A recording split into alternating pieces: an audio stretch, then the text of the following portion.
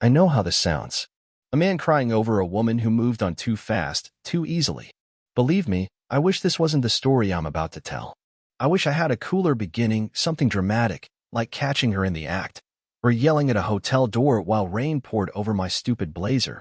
But it wasn't like that. It started with a box of oranges. We were unloading groceries one Thursday afternoon, and she laughed. Not at me. Just out of nowhere. That kind of private laugh that makes you feel like you've missed the joke. I asked her what was funny, and she said, "Nothing. I was just thinking about something Jules said." Jules. Before that week, I thought Jules was just someone she worked with at the nonprofit. She always said his name like it was a punchline. Oh, Jules again, you know how he is. I didn't know how he was. I didn't even know what he looked like. That box of oranges rolled onto the floor, and she didn't stop smiling as she picked them up. That was when the first crack showed. A smile she didn't offer to me anymore. My name's Halden, by the way. Halden Mori. I teach middle school science in a tiny district in Pennsylvania. I'm the kind of guy who wears the same pair of brown shoes until the soles flap, and the kind of husband who still prints little notes and slips them in packed lunches even if they're never mentioned afterward. I guess I thought that made me secure. But that week, everything shifted. She started dressing differently for work, staying late more often, and slowly she stopped mentioning Jules altogether, which told me everything I needed to know. I didn't explode. I didn't demand answers. Instead, I folded. That's my thing. I fold. I internalize. I tell myself she's just tired, or maybe I'm just insecure, or maybe people in love are supposed to grow apart and then back together again, right? But here's the thing no one tells you. When a betrayal is slow, it's worse, because it gives you time to doubt yourself all the way through it. One night, she left her laptop open on the kitchen counter. I wasn't snooping, I swear I wasn't, but a chat window blinked open on its own. A message from Jules. Last night still has me smiling. You're unreal. That was the moment. Not the message. Not even the implication. But the fact that she never, in all our years, had said anything like that to me, not even back when we were younger and everything felt like warm syrup and shared playlists. And she had told him. I closed the laptop. Sat at the kitchen table. Just sat. For 2 hours. She came home, kissed my head, microwaved her leftover stir-fry, and told me how exhausted she was. I didn't say a word. I should have. I know that now. But silence is my defense mechanism. Silence makes it easier to pretend you're okay. The days after were worse. I noticed more, the lipstick she never wore for me, the nervous giggle when Jules texted during dinner, the way she positioned her phone face down every single time she left the room. So I did something I hate myself for. I RSVP'd to the annual donor gala she'd begged me to skip the past 2 years. I wanted to see him. I wanted to see her with him. I don't know why. Maybe I thought if I could put a face to it, I'd finally feel something other than numb. I rented a suit that didn't fit. My tie was wrinkled. I showed up late, walked past chandeliers and champagne, and the kind of people who say network like a verb. And there she was, Clarabelle, in a navy gown, with Jules beside her. He touched her back the way I used to. She leaned into it. I wasn't supposed to see that. She wasn't supposed to look up and find me standing there with shaky hands and too much sweat behind my ears. But she did. Her smile dropped. She stepped away from him and walked toward me, reached out like none of it had happened, like I was supposed to be grateful for the gesture. But I didn't take her hand. I just looked at her and said, softly but clearly, "Not this time. Not again." Then I left. And now I'm here, outside in my car, with a wrinkled tie and a heart that won't stop folding in on itself. I don't know how long I sat in that car after walking out of the gala. Time became irrelevant, just a concept floating somewhere outside the fogged windows. I didn't cry. I didn't scream. I just existed, like a static figure in a paused video, trying to understand where exactly things had shifted so far off course. The irony is, if you asked Clarabelle to describe our relationship in public, she'd probably still say it was safe. That's the word she always used, safe. Like I was some kind of shelter from the chaos of her world. I was dependable, calm, warm. A blanket. And maybe that was the problem. Blankets aren't exciting. They don't surprise you. They don't make you feel butterflies or adrenaline or whatever Jules made her feel with his overconfident smirk and just out of bed charm. The next morning, she texted me. "Can we talk?" I didn't answer. I spent most of that day wandering through the tiny wooded trail behind our neighborhood, the one where we used to walk after dinner, where she once told me she wanted kids someday, maybe 2. I remember she paused at a bench and pointed to a patch of wildflowers and said, "Wouldn't it be nice to have picnics here with little ones?" We never had children. Not because I didn't want them, but because she kept saying, "Let's wait until things settle."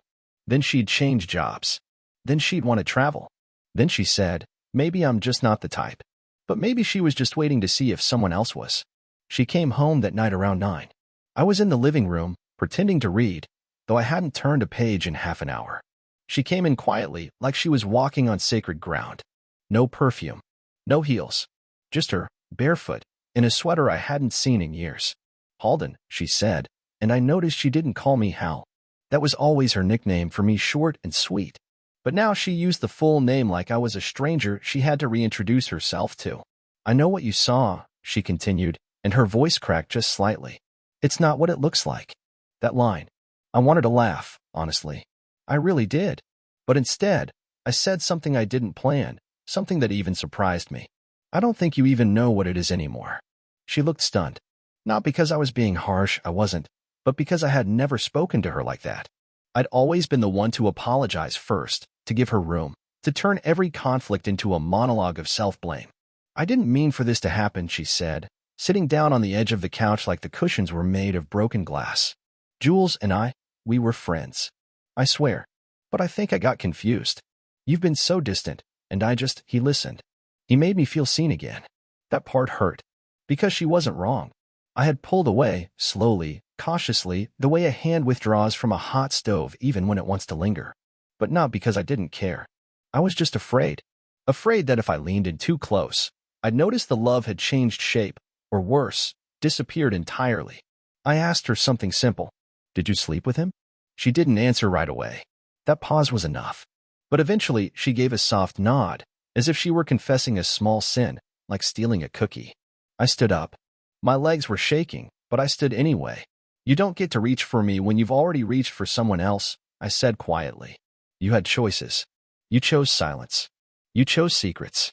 You chose someone else's hand when mine was still open." She began to cry, and for the first time in years, I didn't move toward her. I didn't hug her. I didn't say, "It's okay," because it wasn't. I went upstairs, closed the door, locked it. That night, I slept on top of the covers, fully dressed, because I didn't want to feel the sheets we used to share. I stared at the ceiling for hours, not because I couldn't sleep, but because I was afraid to. I didn't want to dream about her. I didn't want to see her laughing, or kissing me, or asking what's for breakfast. I wanted to forget. But the worst part was knowing that I couldn't. Not yet. I woke up to silence. Not the kind of silence that soothes, but the kind that hums in your chest like an unanswered question. The room still smelled like her shampoo, a faint trail of coconut and vanilla. I hated that I noticed. I hated that I missed it. Downstairs, I heard the soft shuffle of Clarabelle moving around. No clinking dishes, no cheerful humming, just the quietness of someone who knows they've lost something but still doesn't understand how deep the damage runs. I didn't go down right away. I stayed in bed staring at the ceiling fan as it spun aimlessly, just like my thoughts. Eventually, I forced myself up. My body ached, though I hadn't done anything. Grief, I've learned, has weight. And mine settled in my shoulders like wet concrete. She had made coffee. Of course she did. That's how she coped with routines. Everything always looked normal when it was falling apart. A full pot of coffee didn't mean she wasn't sleeping with another man. Clean countertops didn't mean the lies had stopped. I poured myself a cup, mostly out of habit. Clarabelle was sitting at the table, still in that old sweater. She looked smaller somehow, like someone had turned the volume down on her presence. "Halden," she started, but I cut her off, not with anger, just exhaustion. "I don't want to talk." "Not yet." She nodded. And for once, she listened. The day passed in a strange sort of limbo. I graded science quizzes while my cheating wife, answered emails in the next room. We were coexisting. But everything had shifted. Every sound she made felt intrusive. Every step she took down the hallway reminded me of how many steps she had taken towards someone else. I started to think back. Not just to Jules, but to the months before. And suddenly, all the little things that hadn't made sense started to line up like puzzle pieces.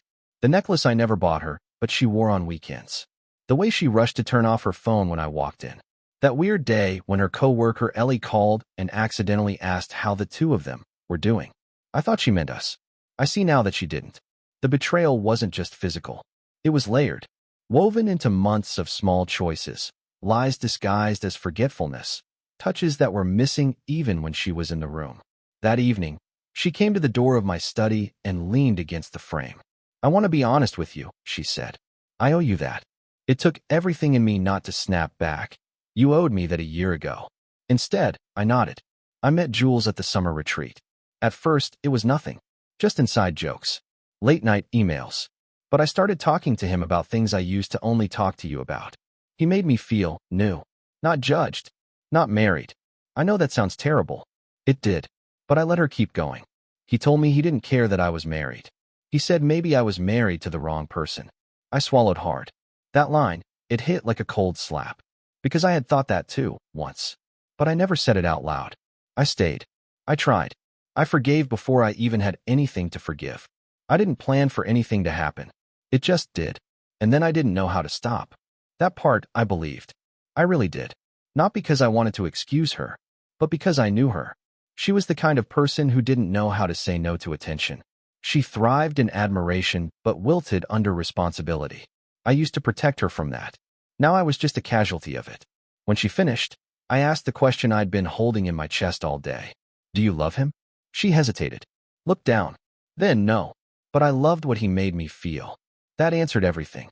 And nothing. That night, she slept in the guest room. I stayed in our bedroom, wide awake, staring at the ceiling again. My mind kept replaying the way she looked at me across the gala. Reaching out. Expecting something. Maybe forgiveness. Maybe weakness. And all I could think was, I've spent so many years being the man who says yes when he wants to say please don't. This time, I finally said no. Not out of anger, but out of self-preservation. Because even a soft heart has a limit. A few days passed. The house didn't feel like a home anymore. It felt like a museum of our marriage. Everything still in place, but hollow. We moved like shadows through it, exchanging short phrases, pretending civility. I would ask if she needed the car. She'd ask if I wanted her to pick up eggs.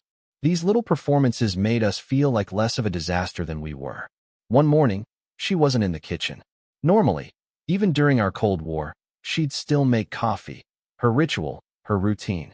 But that morning, the machine sat untouched. I walked past the counter and found a small yellow note in her handwriting. "Gone for a walk. I'll be back. Please don't worry." She always used notes when she didn't want to talk.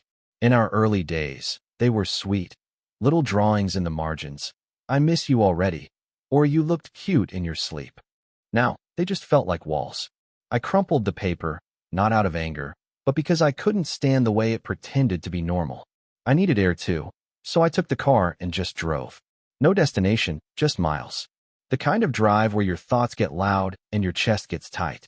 Somewhere near the state line, I stopped at a greasy diner. Ordered coffee I didn't want and stared out the window like I was waiting for the universe to send a message. Instead, I got a call. From Ellie, Clarabelle's coworker. At first, I let it ring. I didn't want to talk to anyone connected to her. But something made me answer. Maybe it was instinct. Or maybe I was hoping someone else would finally be honest with me. "Hey, Holden. I shouldn't be calling, but I need to say something," Ellie began. Her voice was tight, anxious. I braced myself. "She told you about Jules, right?" she asked. "Yeah," I said quietly. Ellie sighed. "I figured. But Holden, Jules wasn't the beginning." My heart skipped. "What do you mean?" There was a long pause. Then, she said something that broke whatever was left of the illusion I had been trying to preserve. There was someone else. A few years ago, during the big grant trip in Austin. You remember? Clarabelle told you it was boring, all seminars. She met someone there. A guy from another organization. I thought it was just flirting, but when she came back, she was different. I felt the blood leave my face. "I don't know all the details," Ellie went on. She shut me out after I asked. But I know they kept texting for months. She used a second email. I only saw it once, by accident. She called it a phase. But Holden, I think she's been trying to feel something outside your marriage for a while now. I hung up shortly after that. I didn't yell. I didn't cry. I just sat there, staring at my reflection in the diner window. A man who never wanted to see the truth, now choking on all of it at once. When I got home that night, she was on the couch, curled up like a kid who'd been caught sneaking candy. She looked up. "Where were you?" "Out," I said. "Just out." She stared at me for a moment. like she wanted to ask more, but didn't. And maybe she knew. Maybe she felt it. The wall finally going up on my side, not hers. For years, I'd been the one begging for scraps of attention, begging her to talk, to explain, to let me in. But now I was done knocking. I talked to Ellie, I said flatly. She froze. She told me about Austin. Clarabelle's mouth parted slightly, but no sound came out. No denial. No defense. Just that expression. The one where someone realizes the dam has finally broken. I should have told you, she whispered. You should have told me everything, I said. But you were never going to, were you? She shook her head, slowly, eyes glistening. No. And somehow, that was the most honest thing she'd said to me in months. I didn't scream. I didn't pack a bag. I didn't threaten to leave. I just walked upstairs, sat on the bed, and looked at the photo on the dresser, the one from our trip to Maine 5 years ago. We were sitting on a dock, her legs in my lap, both laughing like kids. I wondered if she had already been gone then. If the woman in that picture had already started slipping away. Or maybe I had. Maybe we both had. But only one of us had betrayed the other. The house was too quiet after that night. Not the peaceful kind of quiet that feels earned. No, this was the kind of silence that clung to your skin. Every room felt colder, even when the heat was on. Clarabelle and I barely spoke. She didn't try to deny anything anymore. She'd said her truth, or at least the version of it she was willing to admit to, and I'd said nothing back. Not because I didn't have anything to say, but because everything I wanted to say had been buried under the weight of years she never let me see. I started sleeping in the guest room. She didn't protest. I think we both knew that if we tried to keep playing house, we'd only end up resenting each other more than we already did. The mattress was stiff, the pillows smelled like closet air, and the bedside lamp flickered when it was on too long. Still, it was the only space that felt like mine now. And slowly, something shifted inside me. Not rage. Not even heartbreak anymore. It was a strange kind of clarity. Like watching a bridge burn from across the river and realizing you don't actually want to rebuild it. You just want to get in your car and drive somewhere new. So I started preparing for the end. Not dramatically, not with slammed doors or ultimatums. Quietly, like everything else I do.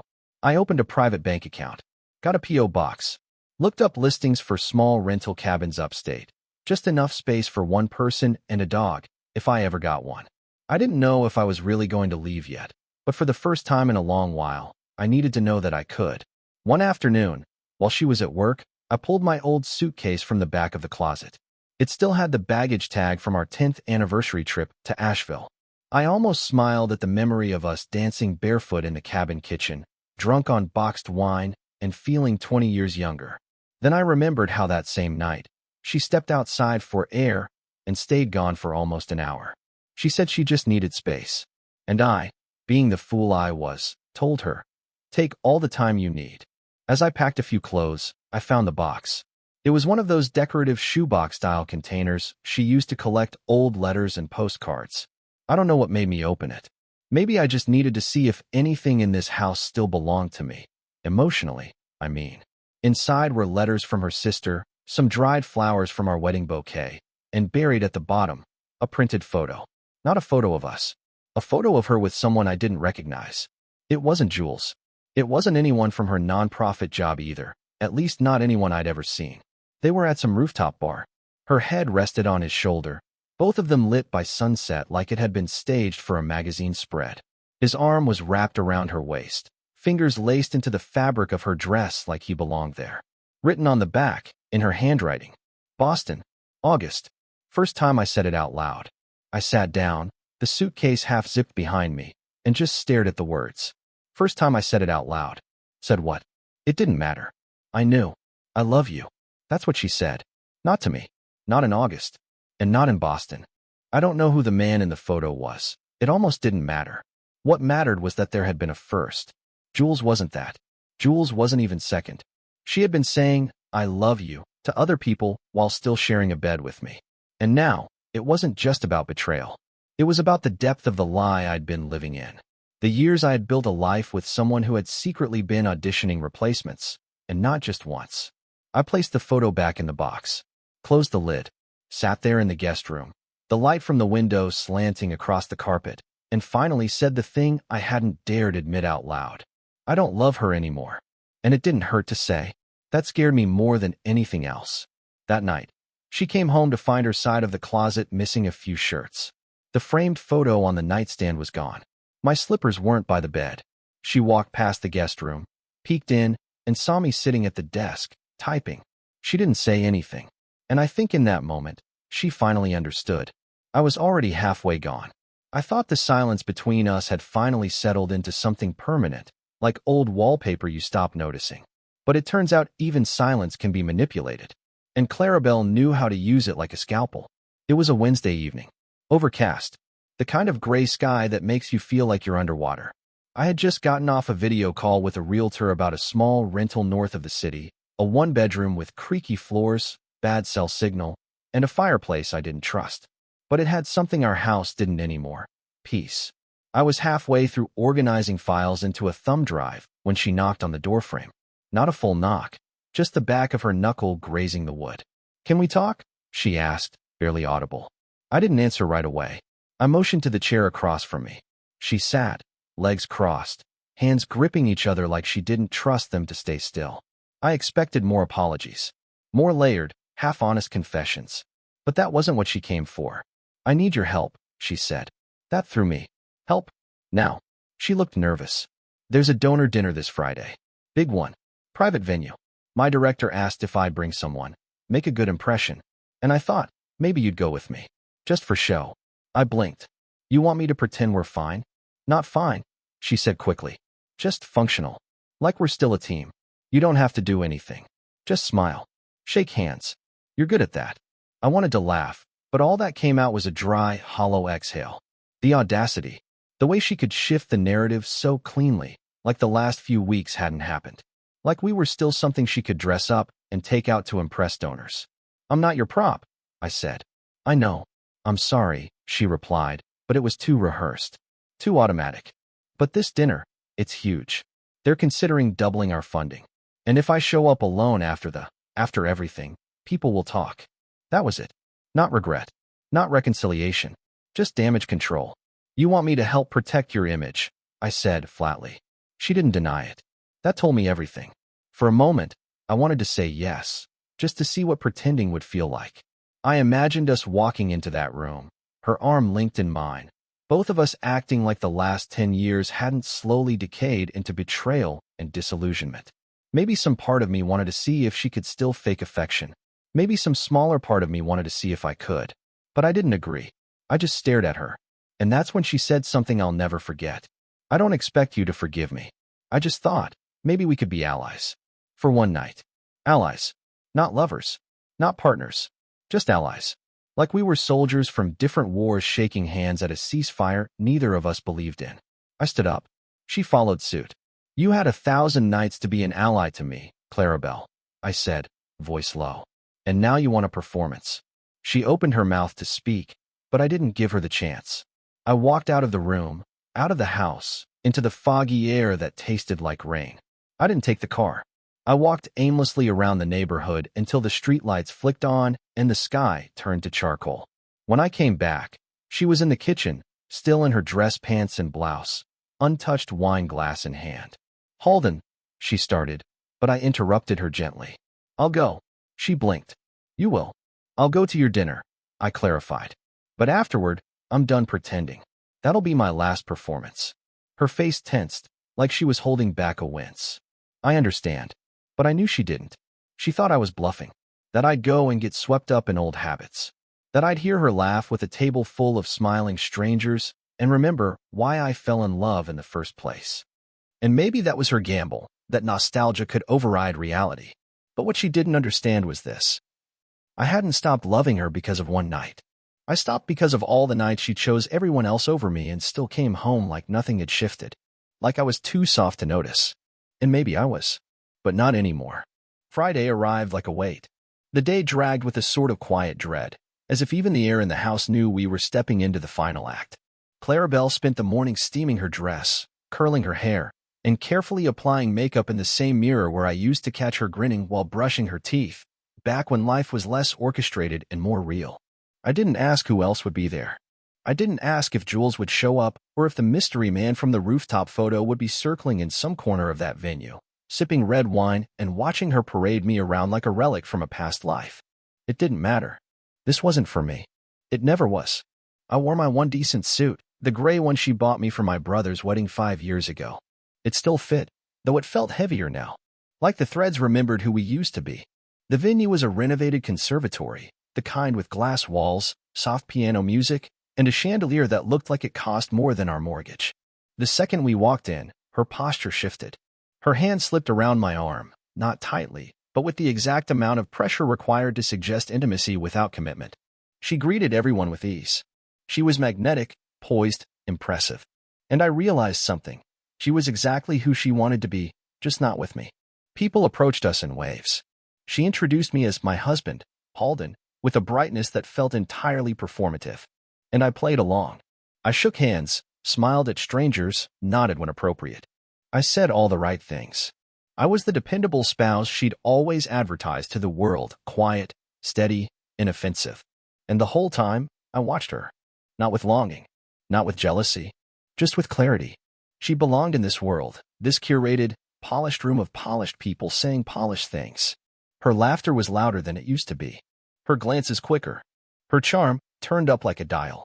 She was selling something, maybe herself, maybe a dream. But whatever it wasn't for me. Halfway through the evening, she leaned in close, her breath grazing my cheek. "Thank you," she whispered. I turned to her slowly. "For what?" "For being here. For showing up. I know things have been complicated." Complicated. That word again. As if what she did was a scheduling conflict. I nodded once, not trusting myself to say more. But then she said something else, something that caught me completely off guard. "Do you think we could talk? Really talk? After this?" I looked at her, searching for signs of sincerity, of remorse, of something human. But all I saw was that same expression I'd seen in the mirror too many times, a person trying not to feel what they should have felt a long time ago. "I don't know if there's anything left to talk about," I said, carefully. She blinked, surprised. Maybe even hurt. But she didn't argue. We sat down for dinner. Candlelight flickered across linen napkins and speeches filled the room. I tuned most of it out until I heard my name. Clarabelle was standing at the podium, thanking the foundation, the donors, her colleagues. And then she said, "And lastly, I want to thank my husband, Halden, for being my rock through everything. I wouldn't be the woman I am today without him." The crowd clapped. I froze. I wouldn't be the woman I am today without him. I don't think she realized what that sounded like. Or maybe she did. Because the woman she had become, the one who lied, who cheated, who manipulated emotion like a tool, wasn't someone I wanted credit for. She had changed. Grown? Maybe. Evolved? In some way. But not into someone I could recognize. Not into someone I wanted to keep remembering. After the applause died down, she returned to the table, flushed from the spotlight. She reached for my hand. And for a moment, I let her touch it. Just long enough to feel how foreign it had become. Then I pulled away. Not harshly. Not dramatically. Just quietly. She looked at me, confused. And that's when I leaned in and said, with the calmest voice I've ever used, "This will be the last time you use me to make yourself look whole." She said nothing. We left shortly after. The car ride was silent, save for the turn signals and the hum of tires against wet pavement. When we got home, she stepped out first. I waited, watching her walk up the porch steps like she had a dozen times before. But this time, I didn't follow. I backed out of the driveway and kept driving. Not fast. Not recklessly. Just forward. And for the first time in years, I didn't look back. I didn't leave that night with a suitcase. I didn't pack boxes or slam doors.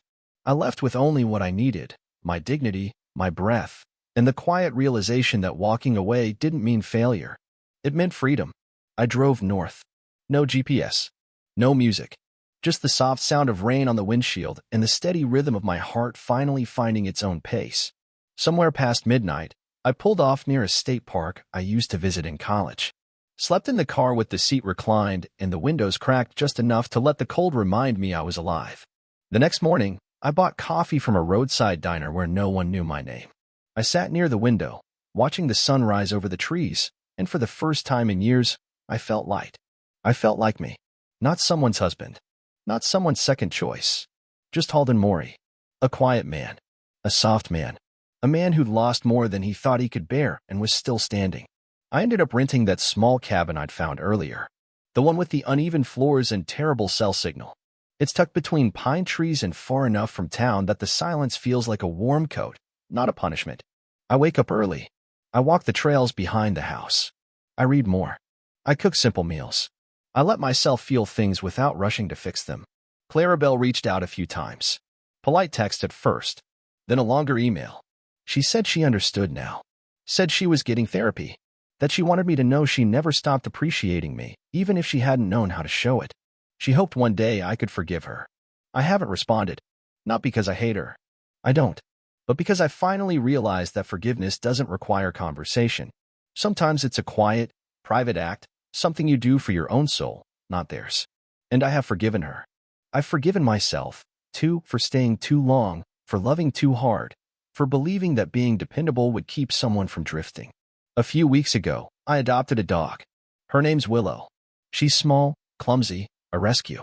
When she runs through the yard, chasing leaves, I laugh, actually laugh, in a way I hadn't maybe since our second year of marriage. That unfiltered kind of joy that doesn't ask permission. The other day, I took Willow down to the lake and let her splash around while I sat on the dock with a notebook. I wrote something down, a single sentence, that felt like a declaration, a promise, a truth. She reached out to me at the gala. But I said, not this time. Not again. And that was the moment I saved myself. It wasn't the ending I imagined all those years ago when I said, I do. But maybe, just maybe, it's the beginning I actually needed.